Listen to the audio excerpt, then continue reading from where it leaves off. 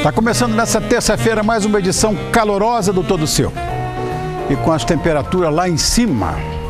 Então, além dos problemas de corrupção, lavagem de dinheiro, pagamento de propina, gastos federais, pedaladas, sei lá, eu diria que o governo ainda padece de muitas outras doenças que prejudicam o desenvolvimento da nossa educação, da nossa segurança, da nossa saúde. Você bem sabe que nós estamos enfrentando uma verdadeira epidemia causada por uma droga de um mosquito chamado Aedes aegypti, que transmite outras doenças além da dengue, como a chikungunya, a zika, enfim. Então, se o empenho da população, dos nossos governantes, não for suficiente no combate ao mosquito, novos remédios e a zika de se alastrar em áreas mais populosas do Brasil, podem nascer, preste atenção, de 50 mil a 70 mil crianças com lesões neurológicas ou microcefalia até 2020, aqui do lado já. Bom, em São Paulo, há ao menos 37 casos de crianças com microcefalia com características de associação ao vírus. E 900 grávidas com suspeita de zika, aqui no Sudeste. Então, a previsão é que o vírus ataque ainda com mais força no mês que vem, aí, no mês de abril. Então, nós vamos entender melhor o que é esta epidemia que tem deixado a população preocupadíssima. E quem traz os esclarecimentos de que precisamos são essas duas competentes profissionais, tão bonitinhas, não dá nem para acreditar. A especialista em ginecologia e obstetrícia pelo Hospital das Clínicas de São Paulo, mestre em ciências pela USP, olha aqui, que currículo. E a segunda é doutora em ciências pelo Departamento de Psicobiologia da Unifesp. Então, boa noite, obstetra Ana Lúcia Beltrame, que já é nossa parceira, já é nossa sócia, e a neuropediatra Maria Cecília Lopes. Muito obrigado por terem vindo. Tem que te dar um beijo, não adianta. Tudo bem? Estrago tudo. Estraga a pauta formal. Não, Você é tão gentil, né? Ah, meu amor, obrigado por ter vindo. Você está bem? Eu tô melhor agora. Obrigado, querida. Bom, vamos lá. Ana, hoje em dia é um risco engravidar? Essa é a pergunta que eu escuto todos os dias no consultório, Rony. Todas as pacientes com esses números alarmantes têm esse receio realmente de engravidar. E a resposta que eu dou para elas é uma resposta em números. Então, o que a mídia mostra, e na verdade são os números do Ministério da Saúde, que a gente tem mais ou menos uns 6.500 casos notificados. Uau. Desses 6.500 casos notificados de microcefalia, a gente tem aproximadamente 2.500 casos investigados. Que é muita coisa, hein? É muita coisa. 2.500 casos para investigar? É bastante. Desses 2.500 casos investigados, a gente tem uns 900 confirmados. E relacionados ao Zika vírus, aproximadamente uns 130. Então, qual que é a mensagem disso? Sabe quantos casos de microcefalia que a gente tem nos Estados Unidos anualmente? Não faço ideia. Aproximadamente 19 mil casos. O quê? É. Então, por que eu estou falando isso e por que eu falo isso para as pacientes? O Zika vírus, ele é uma síndrome, na verdade a gente fala hoje em síndrome do Zika vírus, né? Ele é uma síndrome importante? Sim, importante. Ele provavelmente causa microcefalia? Sim, provavelmente causa microcefalia. Mas existem outras doenças que causam microcefalia. Então, esse número de 6 mil e o número de 19 mil nos Estados Unidos são microcefalias causadas por outras doenças, como, por exemplo, sífilis, citomegalovírus, alterações cerebrais, outras infecções, malformações e Zika vírus. Então, existem doenças também que já causavam microcefalia. Portanto, para aquelas que querem engravidar, você vai ter que, da mesma forma para quem é suscetível à toxoplasmose, a gente fala, não coma carne crua ou mal passada, lave as verduras. Quem é suscetível a citomegalovírus, evite aglomerações. Vamos ter que usar repelente, né? Então, é uma doença alarmante, só que muita gente não sabe desses números, né? Assim, fala, não, são 6 mil casos. Então, exatamente. Então, é uma doença que pode causar microcefalia nas crianças das mães que têm a infecção. E é importante falar que nem toda mãe que vai ter a infecção por Zika vírus vai ter um bebê com a síndrome do Zika vírus. Entendi. que inclui a microcefalia, além de outras alterações. Todo mundo acha que se tiver zika vai ter um bebê com microcefalia. Exatamente. Na verdade, já foram publicados alguns estudos em revistas importantes, médicas, como Lancet, New England, que mostraram que uma incidência, né, uma prevalência da passagem materno-fetal para o feto de 1 a 29%. Então, ou seja, aproximadamente 70% daquelas mulheres que contraíram o Zika vírus durante a gravidez não vão ter um bebê com a síndrome congênita do Zika vírus, que inclui a microcefalia.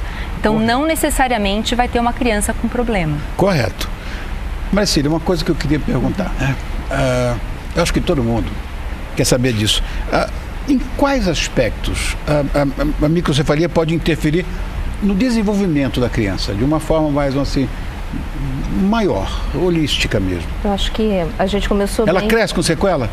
A criança que tem microcefalia, ela pode ter uma infinidade, várias alterações ao longo do desenvolvimento. Ou ela pode ter o desenvolvimento normal e ser uma microcefalia genética por um crescimento do perímetro cefálico diferente.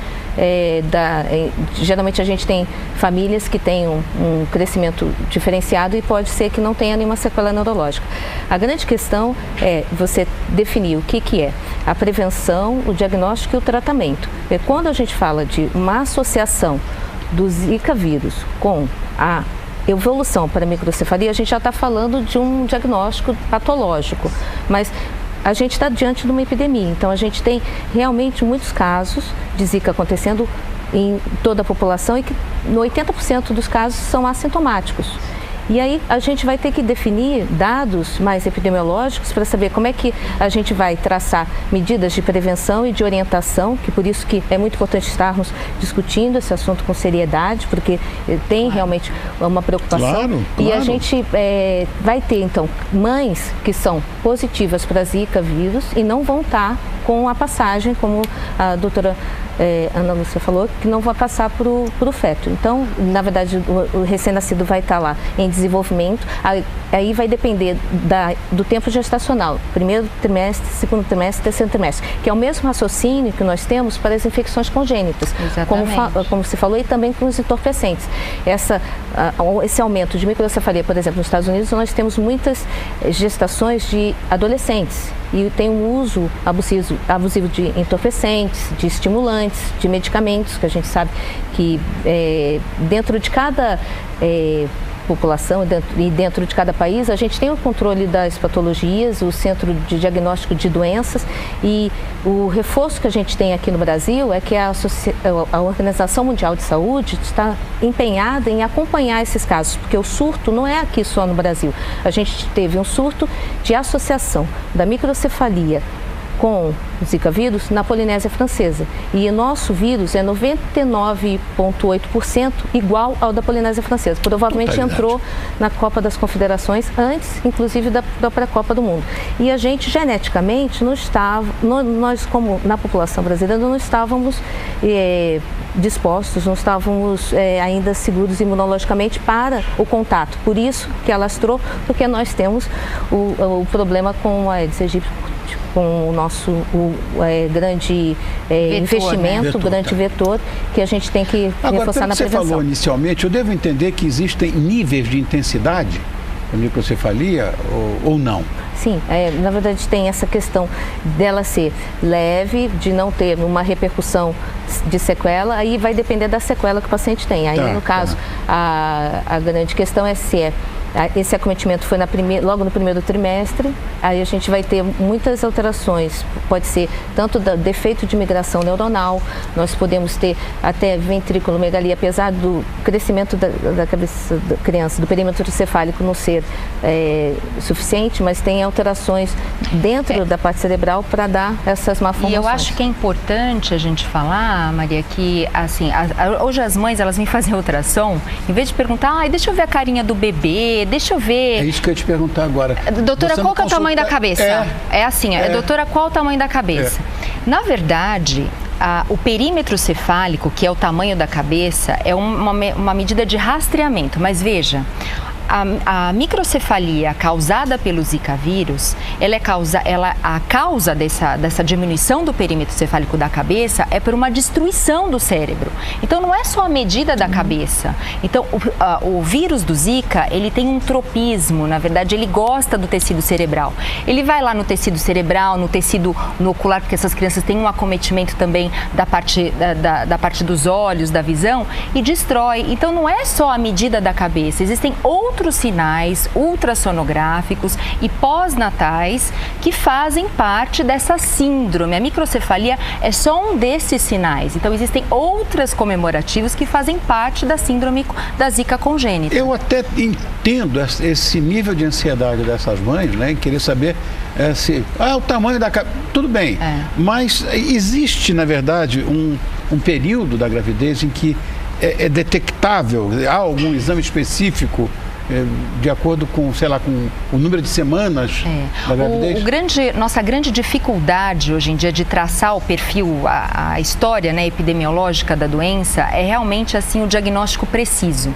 O que acontece com o Zika vírus? Na verdade, para a mãe é uma doença que ela é 80% assintomática e quando acontece, ela acontece muito rápido, com uma febre baixa, tem umas manchas na pele, um pouco de dor de cabeça, conjuntivite, e a gente consegue detectar o vírus através de um exame molecular, que é o PCR, num período muito curto, que é no máximo de uma semana. Depois a gente não consegue mais detectar. Então é difícil a gente fazer o diagnóstico retrospectivamente. Claro. E a sorologia que a gente tem disponível hoje em dia, ela tem reação muito cruzada com dengue, né? Com febre amarela, com outras doenças que são muito mais prevalentes. Então a gente não tem um diagnóstico preciso. Então por conta disso fica difícil de traçar o perfil epidemiológico da doença. E daí a nossa dificuldade, entendeu? Esse surto é devido somente à picada dele, Marcelo? Porque será que esse é o único transmissor? Então, a gente tem uma adaptação dos mosquitos, assim, eles realmente estão ficando fortes. Na verdade, particularmente o Aedes aegypti, ele está sendo estudado e tem alguns também, que são as arboviroses e as flavoviroses, que são patologias por essas transmissões. E eles se adaptam, às vezes, das florestas para as cidades. E nas cidades, nós estamos criando criadouros. E por isso que é uma patologia que a gente está vendo também em países de desenvolvimento. Aí, por que alguns países não têm e tem a ver com a questão de saúde pública, ambiental também. E agora, essa questão dos vírus, a virologia é uma ciência que ela enlouquece a gente. Enlouquece e não tem tanto investimento. E agora, provavelmente a gente aqui no Brasil, porque nós temos ótimos virologistas, inclusive a gente está na Science, está aí nesses trabalhos publicados no Lancet, os brasileiros estão... Ninguém sabe o que é, na verdade, o vírus. Então, o que acontece? Existe uma causalidade. Entendeu, Rony? Assim, na verdade, a gente está falando de um aspecto da temporalidade da questão. Foi temporal a presença do aumento do Zika vírus diagnosticado como o rush cutâneo, os pacientes com febre, e aí as microcefalias que foram identificadas independentemente, inicialmente, depois foi feita a associação. Aí nós temos, da parte epidemiológica, claramente uma associação, porque a gente tem a questão da consistência, de ter especificidade de tropismo do vírus, ter a temporalidade, então, no mesmo tempo está acontecendo essa epidemiologia e a especificidade e com coerência, porque, na verdade, faz sentido. No tropismo tem essas lesões. Agora, onde que a gente tem que emplacar na parte epidemiológica? Estudar mais os casos. Quando a gente faz o diagnóstico de microcefalia com lesões, a gente está tardiamente fazendo a intervenção. Por outro lado, essas crianças, elas têm uma perspectiva muito boa, porque a gente tem a condição de fazer reabilitação, tem investimento, que a gente tem que tomar cuidado também com as mães que já têm o diagnóstico de microcefalia e por não do Zika vírus, e que estão sendo acompanhadas, né? Agora, a Ana falou dos 19 mil casos americanos, que seguramente não são todos ligados a Aedes aegypti, com certeza deve ter alguma coisa genética, ou como você falou, entorpecente, citomegalovírus, sífilis, quer dizer, não é só isso, né? Não. Eu costumo falar que é assim, é pré-natal, perinatal e pós-natal. Esses acometimentos que ocorrem durante esses processos neurológicos associados ao desenvolvimento. Então, no caso do Zika vírus, durante a gravidez seria pré-natal, perinatal, a infecção, a gente ainda não sabe se a mãe pega no segundo trimestre ou terceiro trimestre, vai ter alterações no sistema neurológico. Espera-se que talvez TDAH, uma menor intensidade. Uma menor intensidade, alteração de comportamento, déficit de aprendizagem que a gente está discutindo, mas a gente vai ainda ter que observar as crianças. Mas, de qualquer maneira, tem realmente esse acometimento das patologias, por exemplo, hipóxia isquêmicas. Nós temos a criança que tem um pouquinho de redução de oxigênio na hora do parto, e a cabeça cresce um pouco, tem a microcefalia. Isso já ouvi falar. Mas a questão é a gente tem uma contingência, e a gente aqui no Brasil, nós, no Sistema Único de Saúde, a gente tem como fazer o diagnóstico de um caso que esteja suspeito, e aí a gente faz o segmento que está tendo uma contingência dos postos de saúde para receberem essas crianças. O grande problema é o diagnóstico pré-natal. Tá. Agora, vamos dizer, diagnosticou-se a microcefalia, né? Você conseguiu diagnosticar a microcefalia numa mãezinha dessa aí. Tem algum cuidado especial para a mãe ou para o bebê? Então, durante o pré-natal, não tem muito que a gente possa fazer em termos de tratamento. Tá. A não ser acompanhar essas crianças, que normalmente vêm, essas crianças... Oh, meu Deus do céu. Clássica microcefalia, né? A gente acaba acompanhando essas mães e essas gestações, que normalmente existem outros comemorativos, como restrição do crescimento intrauterino, então são bebês pequenos que podem cursar com uma insuficiência placentária. Sim. Em alguns casos, a gente até pode fazer, né, a amniocentese, que é a retirada de um pouco de líquido amniótico para buscar o vírus no líquido amniótico, para se ter uma confirmação daquelas alterações fetais, se elas realmente têm uma associação com o Zika vírus. Mas em termos de tratamento, Rony, infelizmente a gente não tem nada disponível hoje em dia. E na hora do parto, que é uma coisa que tem um sofrimento por antecedência, a gente sabe. A mãe sofre algum risco, não? A via de parto é obstétrica, que a gente fala, não vai modificar a via de parto por conta da microcefalia. E depois que a criança nasce, mas tem tratamento, alguma coisa para que esse desenvolvimento possa ser, vamos dizer, estimulado?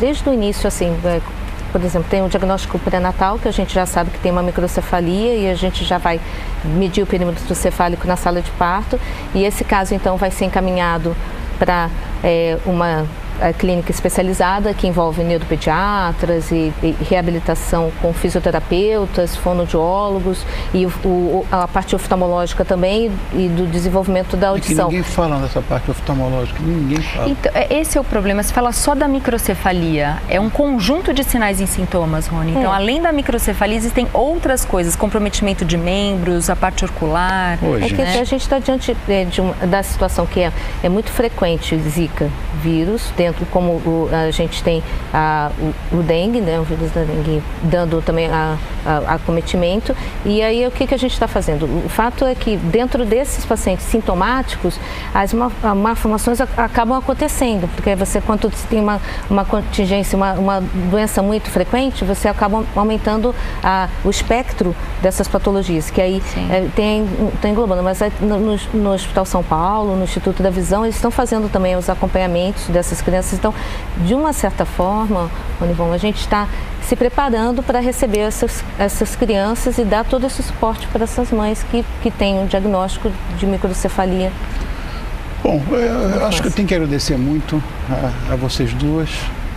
Prazer em te conhecer, Maricília. Volte sempre. Obrigada. Essa aqui já é nossa sócia, mas você pode estar com a gente também quando você quiser.